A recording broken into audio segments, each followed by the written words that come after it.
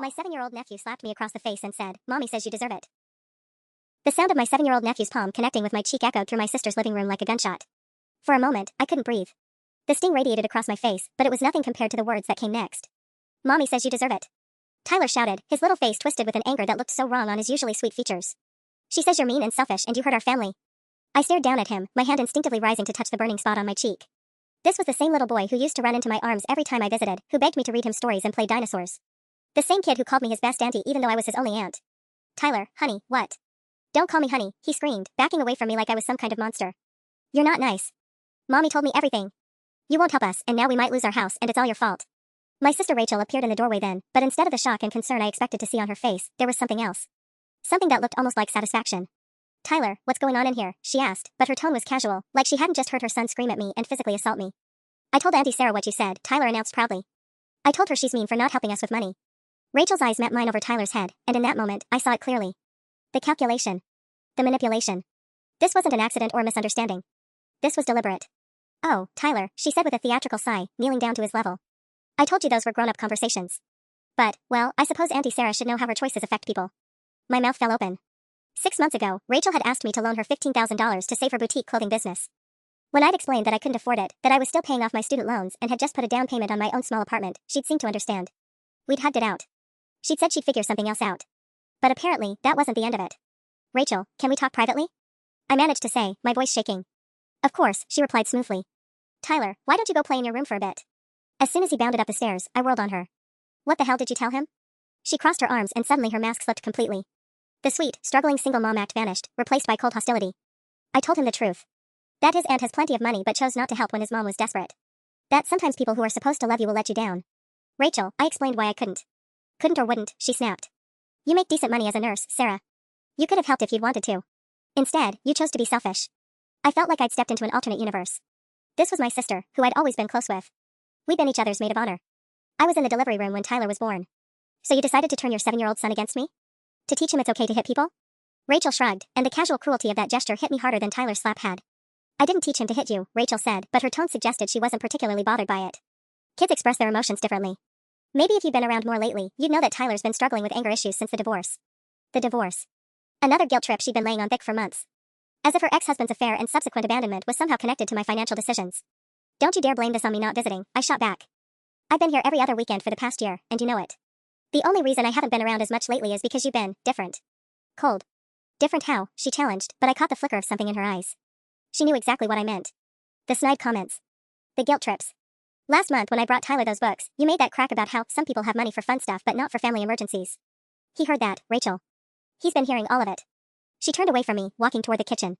"I have no idea what you're talking about." But I was done pretending this was normal. Following her, I pressed on. "How long has this been going on? How many conversations have you had with Tyler about what a terrible person his aunt is?" Rachel opened the refrigerator and pulled out a bottle of wine, expensive wine, I noted with irritation. "You're being dramatic. I've never called you terrible. But you've called me selfish. And mean." I heard him repeat your exact words. She poured herself a glass, not offering me one. "Look, Sarah, I'm sorry if Tyler's behavior upset you. But I'm not going to lie to my son about why our life is falling apart. He asks questions. He wants to know why mommy cries at night and why we might have to move. What am I supposed to tell him? The truth. That your business failed because you overextended yourself, not because I didn't bail you out." Her grip tightened on the wine glass. "You have no idea what you're talking about. That business was my life. It was Tyler's future. And I'm sorry it didn't work out, but that doesn't make it my responsibility to fix." "Everything's always been easy for you, hasn't it?" she interrupted, her voice rising. "Good grades, stable job, no kids to worry about. You've never had to make the hard choices." I stared at her in disbelief. "Easy? Rachel, I worked 3 jobs to get through nursing school. I still eat ramen twice a week because my student loan payments are $800 a month. Just because I budget and live within my means doesn't mean my life is easy. Right. Your tiny studio apartment and your Honda Civic. Real hardships. At least I'm not filling my 7-year-old's head with poison about his family members." Something ugly flashed across her face then. Family members who act like family don't need to worry about that. The implication was clear. I wasn't acting like family, so I didn't deserve to be treated like family. "Who else have you been talking to?" I asked suddenly, the pieces clicking together. Tyler mentioned our family. Who else thinks I'm the villain in this story? Rachel's silence was answer enough. "Oh my god. Mom and Dad? Cousin Jessica? Who else have you been spinning this story to?" "I haven't been spinning anything," she said coolly. "People talk. People notice when family members don't support each other during difficult times." My heart sank. Our parents. Our extended family. How many of them had been getting Rachel's version of events for the past 6 months? That night, I couldn't sleep. Every time I closed my eyes, I saw Tyler's angry little face and heard Rachel's cold dismissal of what she'd done to our family. By 2 a.m., I was sitting at my kitchen table with my laptop, scrolling through social media like a detective looking for clues. I found them. 3 weeks ago, my cousin Jessica had posted about family loyalty and being there when it matters most. My Aunt Linda had liked it. So had my mom. At the time, I thought it was just generic inspirational nonsense. Now I wondered if it was aimed at me. 2 months ago, my mother had called to ask if I was doing okay financially. When I'd said yes, she'd gotten quiet and said, "Well, I just want to make sure you know that if you ever need to talk about priorities, I'm here." I'd been confused then. It made perfect sense now. I grabbed my phone and scrolled through my recent conversations with family members. The signs were everywhere. Shorter responses. Fewer invitations. My dad's birthday barbecue last month, I'd noticed people seemed cooler toward me, but I chalked it up to being tired from work. Rachel had been busy. Friday morning, I called in sick to work. I couldn't focus on patience when my entire family foundation was crumbling. Instead, I drove to my parents' house, determined to get answers. Mom was in her garden, aggressively deadheading roses like they'd personally offended her. When she saw me walking up the driveway, her mouth pressed into a thin line. "Sarah. What brings you by?" Not honey or sweetie, just Sarah. My stomach dropped. "We need to talk, Mom." She stood up, brushing dirt from her knees. "If this is about Rachel, I don't want to hear excuses." "Excuses for what?" "You know what." She pulled off her gardening gloves with sharp, angry movements. "That poor girl is about to lose her house, Sarah. Her house. Where your nephew sleeps at night." "Mom, did Rachel tell you I refused to help her?" "She didn't have to tell me anything. I have eyes. She's struggling, you're doing fine, and somehow her business still failed." Mom's voice was crisp with disappointment. "We raised you better than that." My chest felt tight. "What exactly did she say to you?" "She didn't say anything directly. Rachel's too proud. But Tyler let it slip when he was here last weekend. He said Auntie Sarah has lots of money but won't share it to help them keep their house. Tyler had been here. Rachel had sent him here, armed with her version of events, to break my parents' hearts with the innocence of a child's words. "Mom, I couldn't afford to lend her $15,000. I explained. "15,000? Mom's eyebrows shot up. "Tyler said you wouldn't help at all. Are you saying you gave her something?" The manipulation was even deeper than I'd thought. Rachel hadn't just painted me as selfish, she'd erased my actual explanation entirely, making it sound like I'd refused to help in any capacity. I didn't give her money, but I explained why I couldn't. "My student loans, my mortgage." "Your mortgage?" Mom looked confused. "What mortgage?" "You rent that little studio." My blood ran cold. "No, Mom. I bought my apartment 6 months ago. Remember? You helped me pick out curtains." Mom's face went blank. Then understanding dawned, followed by something that looked like horror. "Rachel said, she said you were renting some expensive place downtown and spending money on vacations and clothes while she was losing everything." The scope of the lies was breathtaking. Rachel hadn't just twisted the truth, she'd created an entirely fictional version of my life where I was callous and wealthy, throwing money around while my family suffered. "Mom," I said carefully, "when's the last time you've seen me spend money on anything that wasn't necessary?" She was quiet for a long moment, thinking. You always dress nice for work. Scrubs from Walmart and sneakers I've had for 2 years." Her face crumpled. "Oh, honey. What has she done?" The next few hours at my parents' house were a blur of painful revelations. Mom called Dad in from his workshop, and together we pieced together 6 months of Rachel's careful manipulation. Every family gathering I'd missed due to work, she'd spun as me pulling away from family. Every modest purchase I'd made, my used Honda, my small apartment, had been inflated into evidence of my selfishness. "She showed us pictures of your place," Dad said quietly, running his hands through his gray hair. "Said it was some fancy downtown loft that cost $3,000 a month. Dad, my mortgage is $1,200 and it's a 400 square foot converted studio in the suburbs." I pulled out my phone, showing them photos of my actual apartment, the cramped kitchen, the Murphy bed, the single window overlooking the parking lot. Mom started crying then, really crying. "She brought Tyler over every Sunday after you stopped coming to family dinners. He'd talk about how sad Mommy was, how they might have to move in with Grandma and Grandpa because Auntie Sarah wouldn't help them." My heart clenched. I stopped coming because Rachel kept making those comments. Every time I walked in, she'd say something about people who have it easy or some of us can't afford to eat out when I'd mention grabbing lunch somewhere. "The birthday party," Dad said suddenly. "Last month, at my party. Rachel pulled me aside and said she didn't want to make you uncomfortable by asking for help again. She made it sound like you'd already turned her down multiple times for different things." I felt sick. She never asked me for anything else. The business loan was it. We sat in horrible silence as the full picture emerged. Rachel hadn't just turned Tyler against me, she'd systematically poisoned my entire family, using my 7-year-old nephew as her primary weapon. Every innocent comment from Tyler's mouth had been loaded ammunition in Rachel's war against me.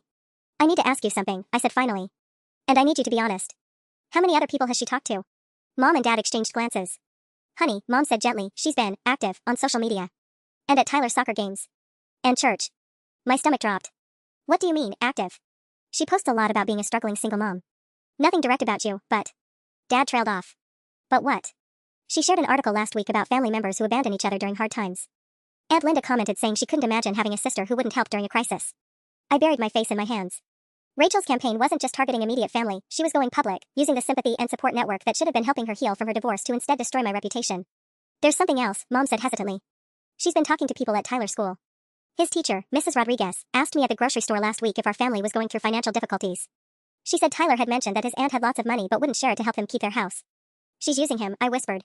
She's actually using a 7-year-old to spread lies about me to his teachers. Dad's jaw tightened. That's enough. This has gone too far. But even as my parents finally saw the truth, I realized how much damage had already been done. 6 months of systematic character assassination. 6 months of turning my nephew, my sweet, innocent nephew, into a weapon against me. 6 months of making me the villain in a story where I'd done nothing wrong except protect my own financial stability. I need proof, I said suddenly, standing up. If I'm going to fix this, I need evidence of what she's actually doing. Mom and Dad exchanged worried looks. Honey, what kind of proof? Mom asked. I need to record her, I said, pacing their living room. I need her to admit what she's been telling Tyler, what she's been saying to people. Because right now, it's my word against hers, and she's had 6 months to build her narrative. Sarah, Dad said carefully, are you sure that's wise? If Rachel finds out. If Rachel finds out what? That I'm defending myself against her lies? The anger was building now, hot and righteous. Dad, she turned my nephew into a weapon. She coached a 7-year-old to hate me based on complete fabrications. What happens when he gets older and realizes what she did to him? What she made him do? That hit home. Dad's face darkened. Tyler slapped you. And felt proud about it because his mother convinced him I deserved it. I pulled out my phone. I'm going over there tonight. She usually puts Tyler to bed around 8 on weekends, then sits on the porch with wine. I'll get her talking. Mom grabbed my arm. What if she doesn't say anything incriminating? She will, I said with grim certainty. Rachel's been getting away with this for months. She's confident. Probably thinks she's completely won. I paused, remembering something. Actually, she basically told me yesterday that other family members agree with her. She's proud of what she's built. 3 hours later, I was parked across the street from Rachel's house, watching Tyler's bedroom window. The light went out at 8:15 p.m., right on schedule. By 8:30, Rachel emerged onto her front porch with a wine glass and her phone, settling into the wicker chair she'd bought back when her boutique was still turning a profit. I waited 10 more minutes, then walked across the street. My phone was already recording in my jacket pocket. Sarah? Rachel looked genuinely surprised. What are you doing here? I wanted to apologize, I said, forcing my voice to sound defeated. You were right yesterday. About everything. She gestured to the empty chair next to her, and I caught the slight smile she tried to hide. Sit down. I sat, making sure my phone's microphone wasn't blocked. I talked to Mom and Dad today. Oh? Her tone was carefully neutral, but I saw her grip tighten on her wine glass. They're really disappointed in me, I continued. Mom said Tyler told them about how I wouldn't help you guys. I let my voice crack slightly. Rachel, I had no idea how much I was hurting him. Hurting you. Now she smiled openly. Tyler's a sensitive kid. He picks up on more than people realize. What exactly did he tell them? I asked, as if I was afraid to know. Rachel took a sip of wine, relaxing into her chair. Just the truth. That his aunt makes good money but chose not to help when we needed it most. Kids don't understand the complexities of adult relationships, but they understand fairness. I feel terrible that he's been carrying this around, I said. Has he talked about it a lot? Oh, constantly, Rachel said with a laugh that made my skin crawl. He asks why Auntie Sarah doesn't love us enough to help us keep our house. It breaks my heart every time. My jaw clenched, but I kept my voice steady. What do you tell him? I tell him that sometimes people show their true colors during hard times. That some people care more about their own comfort than their family's needs. She looked directly at me. I've never lied to him, Sarah. Everything I've told Tyler is true. Even about my living situation? I asked quietly. Rachel's eyes flickered. What do you mean? Tyler mentioned something about me living somewhere expensive. I was confused because I just bought that little studio. She waved dismissively. Kids exaggerate. He probably saw your place once and thought it looked fancy compared to what he's used to. But you told Mom and Dad I was renting a $3,000 downtown loft. The silence stretched between us. Rachel's wine glass stopped halfway to her lips. I never said that, she said finally. You showed them pictures, Rachel. Pictures you said were of my apartment. Her mask was slipping now, the same way it had yesterday. I think there's been some miscommunication. Whose apartment was in those pictures? Rachel stood up abruptly. I think you should go. But I stayed seated, looking up at her. You've been lying about me for 6 months. To Tyler, to our parents, to everyone. The question is why? I haven't been lying about anything, she snapped, but her voice was shaking now. You did refuse to help us. I couldn't afford $15,000. There's a difference between can't and won't. Bullshit. The word exploded out of her, loud enough that I glanced nervously at Tyler's dark window. You could have figured it out if you'd wanted to. You could have taken out a loan, borrowed from Mom and Dad, something. But you didn't even try. So you decided to destroy my relationship with Tyler? With our family? She laughed bitterly. I decided to stop protecting you from the consequences of your choices. My choices? I stood up now, my voice rising despite my efforts to stay calm. Rachel, what consequences? I made a responsible financial decision and you've spent 6 months turning my nephew into a weapon against me. Lower your voice, she hissed, glancing up at Tyler's window. He's sleeping. Oh, now you're worried about what Tyler hears? After you spent months filling his head with lies about me? Rachel moved closer, her wine glass trembling in her hand. They weren't lies. You abandoned us when we needed you most. Everything else is just details. Details? I pulled out my phone, stopping the recording and immediately starting a new one. You told our parents I live in a luxury apartment. You told Tyler's teachers that I'm wealthy and selfish. You coached a 7-year-old to tell his grandparents that his aunt won't share her money. Those aren't details, Rachel. Those are deliberate, calculated lies. Her face was flushed now, whether from the wine or anger, I couldn't tell. You want to know what's calculated? Buying yourself a nice little apartment while your sister's business dies. Getting yourself all settled and comfortable while Tyler and I are facing homelessness. I bought a 400 square foot studio, Rachel. I sleep on a Murphy bed and eat cereal for dinner 3 nights a week. But you bought it, she shouted, no longer caring about waking Tyler. You had enough for a down payment, enough to qualify for a mortgage, but somehow you couldn't help your only sister save her dream? The pieces clicked together in my mind with horrible clarity. This isn't about the $15,000. This is about me buying my apartment. Rachel's silence confirmed it. You found out I bought a place and decided that meant I had money I was hiding from you. I stepped closer to her. When did you find out? Before or after I explained about my student loans? Mom mentioned it, she said quietly. Right after you turned me down. She was so excited that her youngest daughter had finally become a homeowner. My heart sank. So you knew. When I explained that I couldn't afford to help you, you already knew I'd just put every penny I had into that down payment. You could have waited. The words burst out of her like she'd been holding them back for months. You could have rented for another year, saved that down payment money, and helped me instead. But you chose yourself over family. I chose stability over bailing out a business that was already failing. The slap came so fast I didn't see it coming. The crack echoed across the porch, and for a moment we both stood there in shock. Rachel's hand was still raised, her face twisted with 6 months of built-up resentment. Mommy? Tyler's voice came from the upstairs window. He was pressed against the glass, looking down at us with wide, frightened eyes. It's okay, baby, Rachel called up, her voice instantly switching to that false sweetness I was starting to recognize. Auntie Sarah and I were just having a grown-up conversation. But Tyler's focus wasn't on his mother. He was staring directly at me, and I could see the confusion on his little face. He'd heard Rachel yell, seeing her strike me. For the first time, he was witnessing his mother's behavior without her careful coaching and manipulation. Why did you hit Auntie Sarah? He asked, his voice small and uncertain. Rachel's confident facade cracked. Tyler, go back to bed. Now. But you said hitting is wrong, Tyler continued, not moving from the window. You said only bad people hit other people. I watched Rachel scramble for an explanation, watched her try to maintain the narrative she'd built while her 7-year-old son challenged her with the very moral lessons she'd taught him. Sometimes adults, it's complicated, Tyler. Please go to bed. But Tyler didn't move. He kept staring down at us, and I realized this might be the moment, the crack in Rachel's carefully constructed story that could finally let the truth through. Tyler, sweetie, I called up softly, making sure my phone was still recording. Your mom is right, it's bedtime. But first, can you tell me something? When you came to see me yesterday, who taught you those words you said to me? Rachel spun toward me, her eyes blazing. Don't you dare. What words? Tyler asked, his small face pressed against the window screen. The words about me being mean and selfish. About me deserving to be hurt. I kept my voice gentle, non-threatening. I'm just wondering where you learned those words. Tyler was quiet for a long moment. Then, in that brutally honest way only children possess, Mommy taught me. She said you were bad for not helping us, and that bad people should be punished. The words hung in the air like a confession. Rachel's face went white. She practices with me, Tyler continued, oblivious to the bomb he was dropping. Sometimes she pretends to be you and I pretend to be mad at you. She says it helps me express my feelings. My stomach turned. Rachel hadn't just poisoned Tyler against me, she'd literally rehearsed it with him. Role-played scenarios where a 7-year-old would confront and attack his aunt. Tyler, go to your room right now, Rachel said, her voice shaking with barely controlled panic. But Mommy, why are you crying? Tyler's voice was getting smaller, more frightened. Did I say something wrong? Rachel was crying, silent tears streaming down her face as her house of lies collapsed around her. But even now, even caught red-handed, she couldn't stop herself. No, baby, you didn't do anything wrong.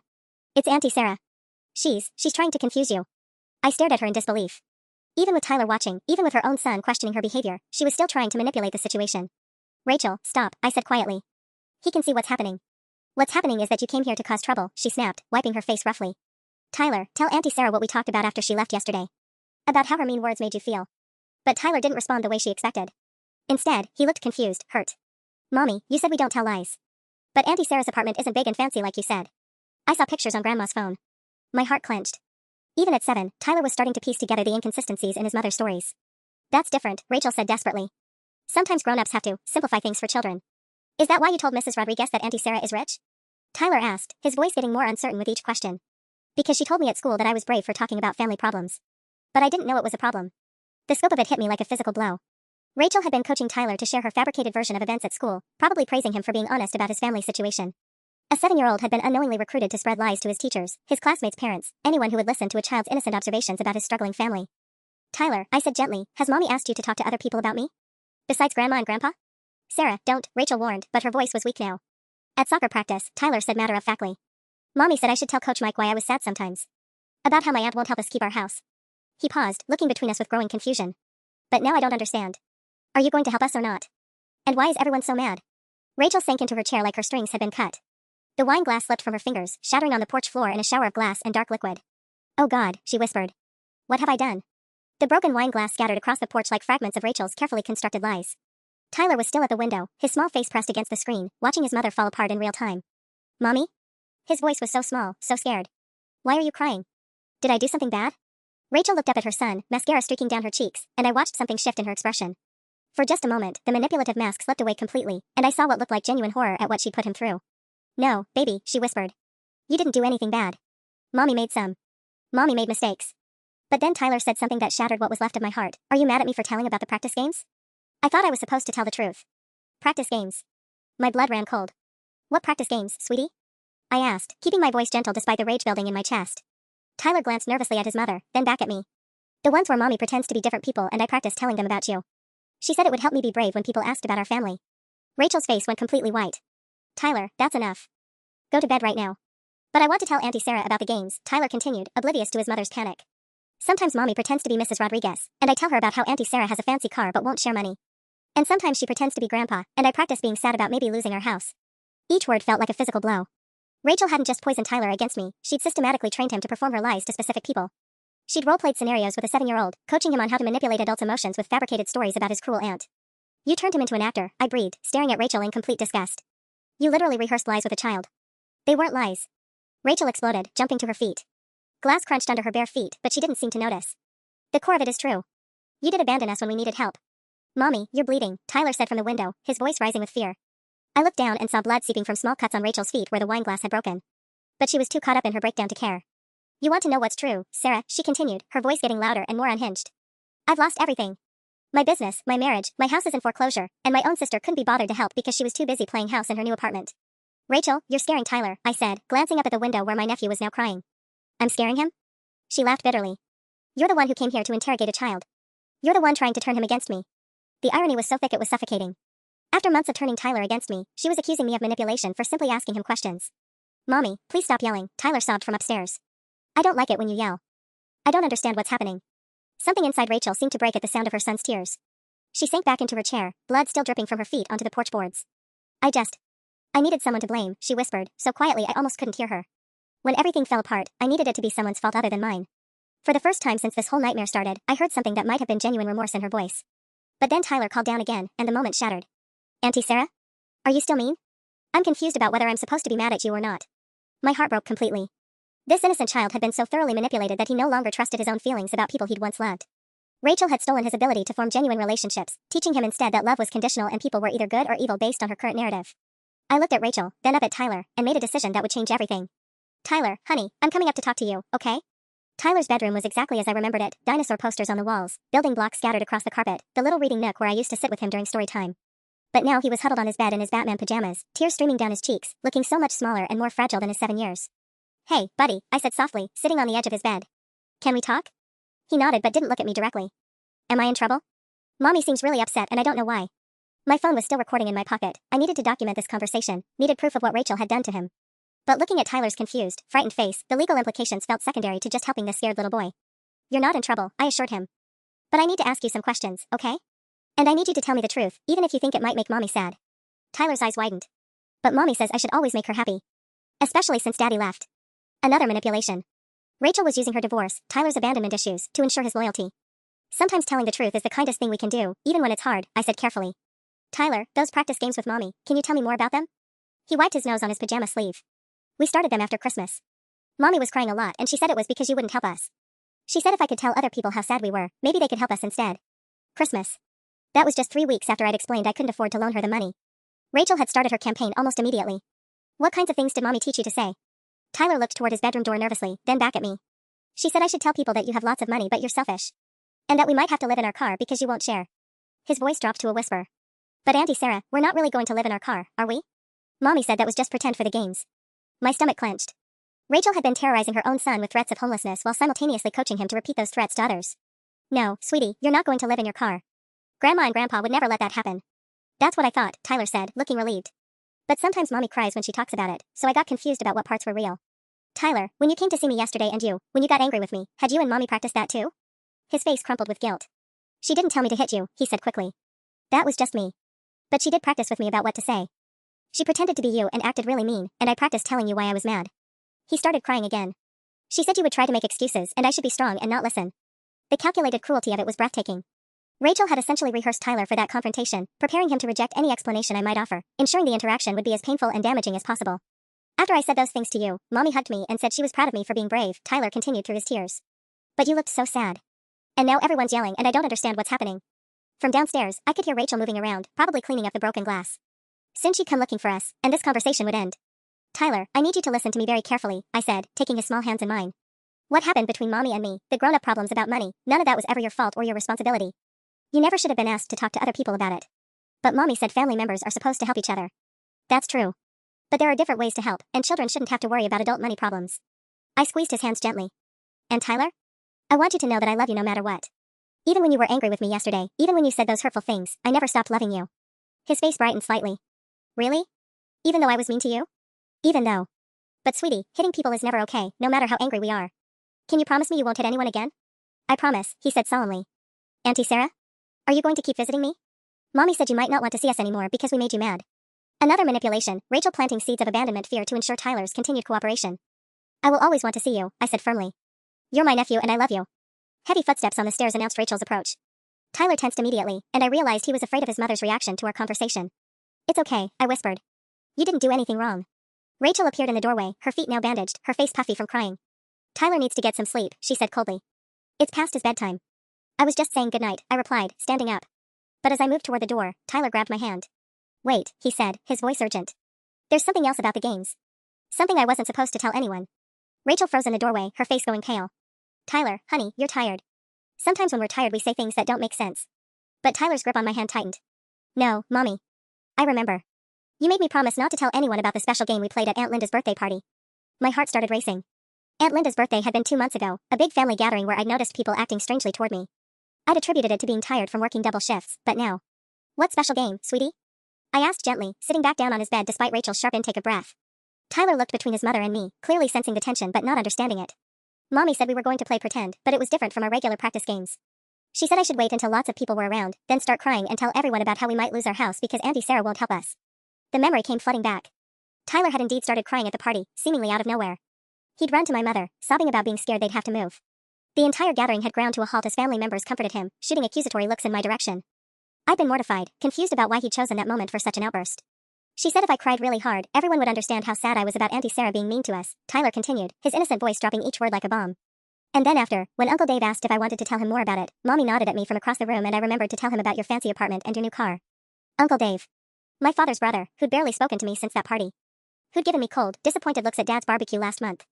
Rachel had orchestrated Tyler's breakdown specifically to reach the extended family members she hadn't been able to manipulate through regular conversation. Tyler, that's enough, Rachel said, her voice shaking with barely controlled panic. You're misremembering. You were genuinely upset that day. But Mommy, you practiced with me the night before, Tyler said, his brow furrowed with confusion. Remember? You showed me how to make a really sad face and you said if I did a good job, we could get ice cream after. The room fell silent except for the sound of Rachel's ragged breathing. She'd literally bribed her 7-year-old to perform emotional manipulation at a family gathering, turning his natural trust and innocence into weapons against me. You rewarded him, I said, my voice barely above a whisper. You gave him ice cream for lying to our family. It wasn't lying. Rachel exploded, then immediately lowered her voice as Tyler flinched. Tyler was genuinely scared about our situation. I helped him express those feelings at the right time. The right time being when the maximum number of family members could witness his breakdown and blame me for it. Tyler was looking between us with growing distress. Did I do something wrong? Mommy said I was helping our family. Before I could answer, my phone buzzed with a text message. Then another. And another. I glanced at it and felt my stomach drop. My mother was texting me frantically. Asterisk Sarah, call me immediately. Linda just called. She saw Tyler's Instagram story and we need to talk now. Asterisk. What Instagram story?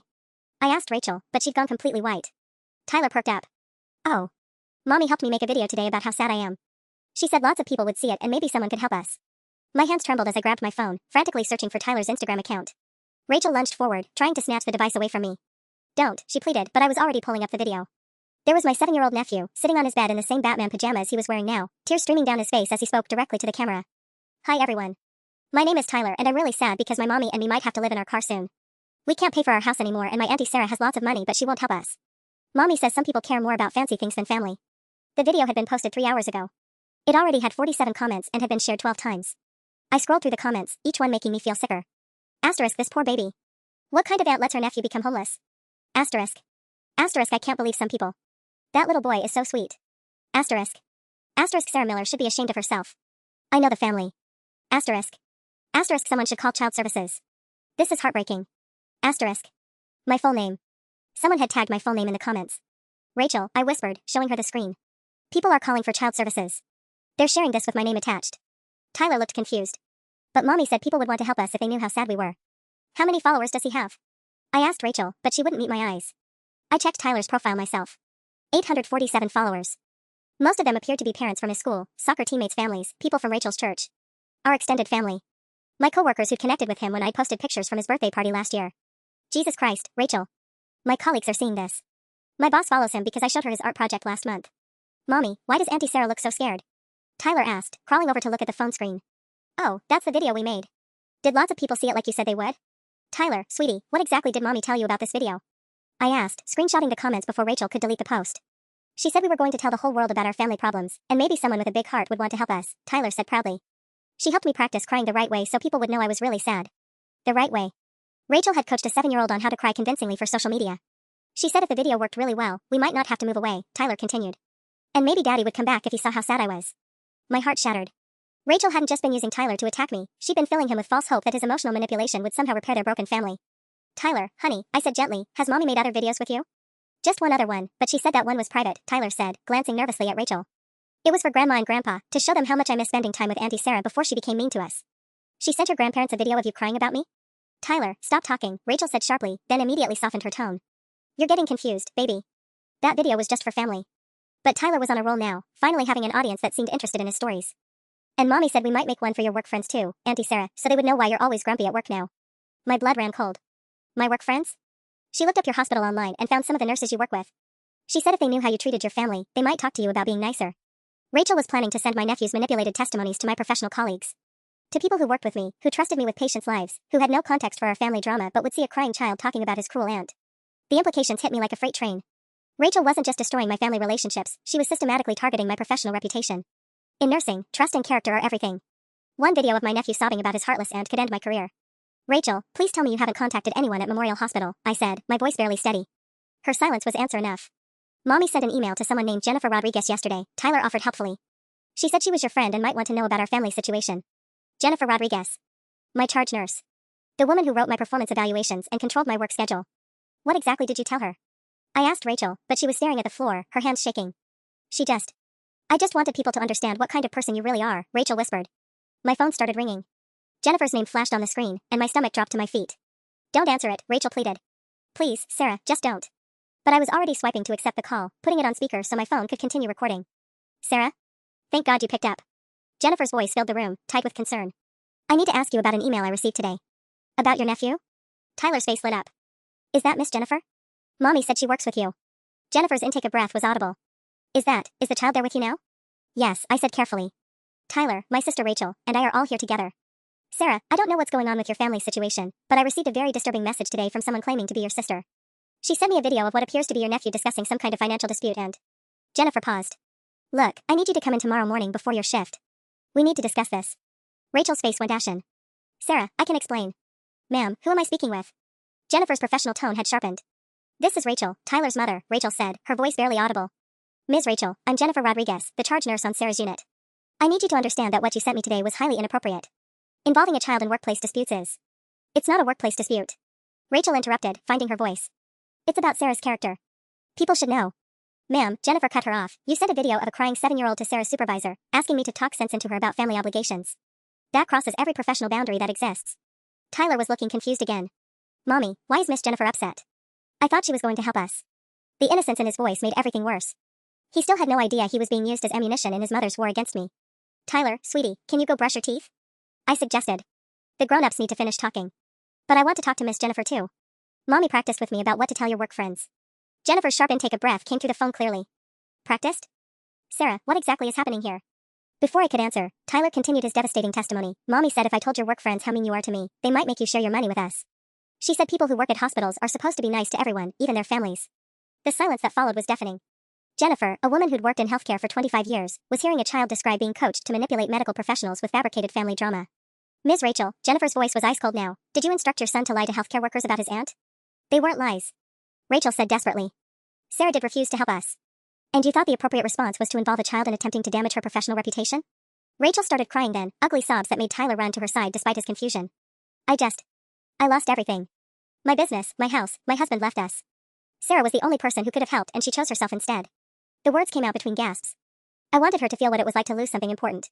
So you decided to use your 7-year-old as a weapon, I said quietly. The words hung in the air like a death sentence. Through the phone, I could hear Jennifer typing, probably documenting everything for HR. Sarah, Jennifer said finally, her voice carefully professional, I need you to understand the position this puts the hospital in.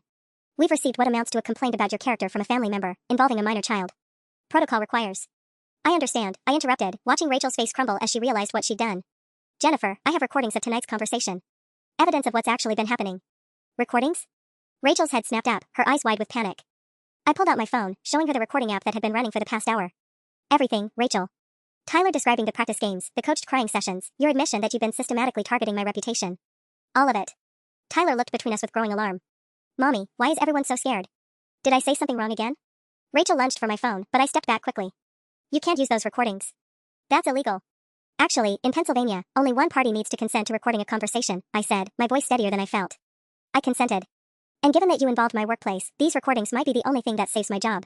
Sarah, Jennifer's voice came through the speaker, I'm going to need you to email me everything you have. Tonight. The hospital's legal team will need to review this before we proceed. Of course. I paused, looking down at Tyler, who was now clinging to his mother's leg with tears in his eyes. Jennifer, there's something else you should know. Tyler, honey, can you tell Miss Jennifer about the other videos Mommy wanted to make? Don't, Rachel whispered, but Tyler was already speaking. Mommy said we might make videos for all of Auntie Sarah's work friends, he said in his small voice. She looked up lots of names on the computer. She wrote them down in her notebook. A list? Jennifer's voice sharpened. Ms. Rachel, do you have a list of Memorial Hospital employees? Rachel's silence was damning. She showed me the pictures of people from your work, Tyler continued, oblivious to the legal implications of what he was revealing. She said we would tell all of them about how Auntie Sarah won't help us. There was Miss Jennifer, and somebody named Marcus, and a lady with really pretty hair. That's enough, Tyler. Rachel snapped, then immediately softened her tone as he flinched. You're tired, baby. You're saying things that don't make sense. But Jennifer had heard enough. Sarah, I'm calling hospital security right now. If your sister has employee photographs and personal information, this has moved beyond family drama into potential stalking territory. The word stalking seemed to hit Rachel like a physical blow. She sank into Tyler's desk chair, her face gray. I wasn't stalking anyone, she said weakly. The hospital website has staff photos. I thought if people knew the truth. The truth? I stared at her in disbelief. Rachel, you've been using a 7-year-old to spread lies about me for 6 months. You coached him to perform emotional manipulation at family gatherings. You put him on social media to destroy my reputation. And now you're telling me you were planning to systematically contact my colleagues with more fabricated stories? They weren't fabricated, she screamed, causing Tyler to burst into fresh tears. You did abandon us. Everything else is just details. Through the phone, I heard Jennifer speaking to someone else, probably security. My professional life was now in crisis mode because my sister couldn't accept that I wasn't responsible for fixing her mistakes. Tyler was sobbing now, overwhelmed by the adult emotions swirling around him. I want Daddy, he cried. I want Daddy to come home. I don't understand why everyone is so angry. And there it was, the real victim in all of this. A 7-year-old boy who'd been weaponized by his own mother, filled with false hope that his tears could magically repair his broken family. The next morning, I sat in the Memorial Hospital parking lot at 6 a.m., staring at the building where I'd worked for 3 years. My phone had been buzzing nonstop since midnight, family members who'd seen Tyler's Instagram video, coworkers who'd heard rumors, and 3 missed calls from my landlord that made my stomach churn. Jennifer met me at the employee entrance, her expression unreadable. Conference room B, she said simply. Legal's already here. The hospital's legal team consisted of 2 people I'd never met, a stern woman named Patricia Wells and a younger man taking notes on a laptop. My union representative, Marcus Chen, sat across from them looking grim. Sarah, Patricia began, sliding a folder across the table. We need to discuss the communications we've received regarding your family situation. I opened the folder and felt the blood drain from my face. It wasn't just Jennifer's email from Rachel. There were 3 more messages, sent to different department heads over the past month. Dr. Amanda Foster in pediatrics received this one 2 weeks ago, Patricia continued, pointing to a printed email. Your sister claimed you were emotionally unavailable and suggested it might affect your work with children. The email included another photo of Tyler crying, with a detailed explanation of how Aunt Sarah's selfishness was traumatizing him. At the bottom, Rachel had helpfully included my work schedule and suggested Dr. Foster keep an eye on me during difficult shifts. There's more, Patricia said, flipping pages. Nurse Manager Williams in the ICU got a Facebook message asking if he'd noticed changes in your compassion levels lately. And someone in HR received a formal complaint yesterday requesting a review of your fitness for patient care. My hands were shaking as I read Rachel's systematic attack on my career. She hadn't just contacted Jennifer, she'd spent weeks researching my colleagues, crafting individual messages designed to plant seeds of doubt about my professional competence. The Instagram video currently has over 300 comments, Marcus added quietly. Several people have tagged the hospital's official account, asking why we employ someone who abandons family members in crisis. Jesus, I whispered. She's trying to get me fired. The question, Patricia said, is whether she's succeeded. Sarah, these allegations, even if they're fabricated, create liability issues for the hospital. If a patient family Googles your name and finds that video. She didn't need to finish. In healthcare, reputation wasn't just personal, it affected patient trust, hospital ratings, insurance coverage. A viral video of my nephew calling me selfish could literally end my career. I have recordings, I said, pulling out my phone. From last night. Rachel admitting she coached Tyler, planned to contact more staff members, everything. Patricia listened to 20 minutes of audio, her expression growing darker with each revelation. When Tyler's voice came through describing the practice games, Marcus actually pushed back from the table. My God, Patricia breathed. She weaponized a child. There's something else, I said reluctantly. Tyler mentioned Rachel has a notebook with employee names and photos.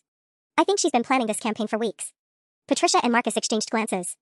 Sarah, Patricia said carefully, we may need to involve law enforcement. What your sister's done crosses into harassment territory, possibly cyberstalking.